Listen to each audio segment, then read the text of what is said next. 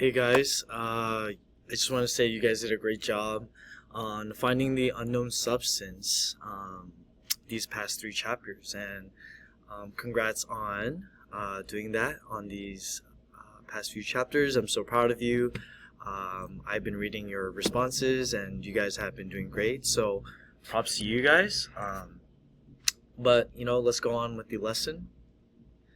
So we're on chapter 4 now, and you guys have been doing great on, again, finding the unknown substance. And I just want to go over the warm-up, or the do now, that you guys just did. And if you guys correctly did the do now, you would have said something like where a chemist might identify an unknown substance by observing the properties of the substance, whether if it's color, smell, or boiling point. However, it will be the most helpful to identify the atoms or groups of atoms that repeat to make up the substance.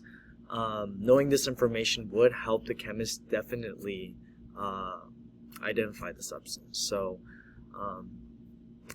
you guys should be fine with that. And I just want to go ahead and just read this for you guys. And there's just been another mystery at Westfield, and the people of Westfield need your help, right? And so let me just read this for you. There's been a robbery at the Westfield Museum. This morning, the museum staff discovered the rare and expensive Lavoisier diamond was missing. When police arrived, they found a hole had been made in the glass display case where the diamond was stored. Next to the display case, they found a plastic container that was half full with an unknown substance.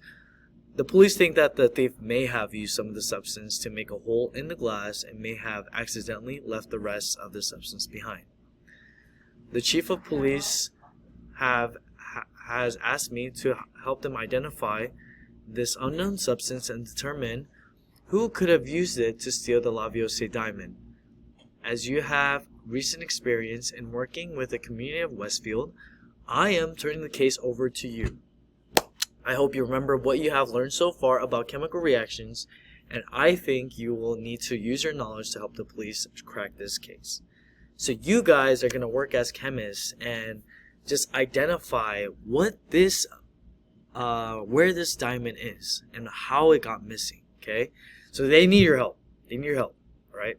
So let's move on. So, we know that the diamond thief used the unknown substance that discovered at the crime scene to make a hole in the glass, right? We also know that the diamond thief did not use all of the unknown substance, but some of the substance was left behind at the crime scene by accident, okay? You guys are going to figure out what that unknown substance is, all right? So, let's move on.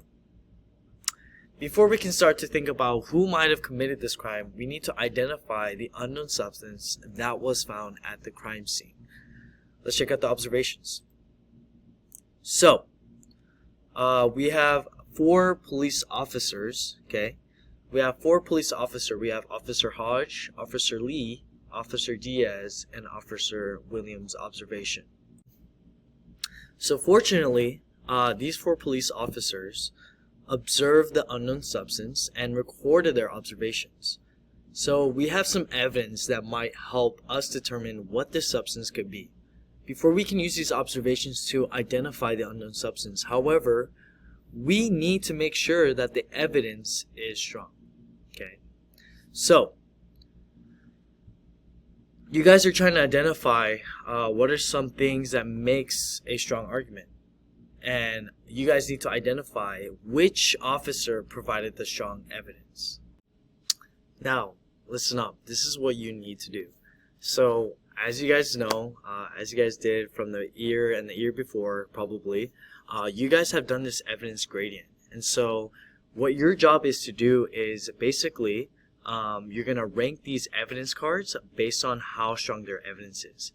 What you're going to do is, on your worksheet, you're going to click edit, okay, to open up the image. You're going to open up this evidence card link right here that I have already linked for you.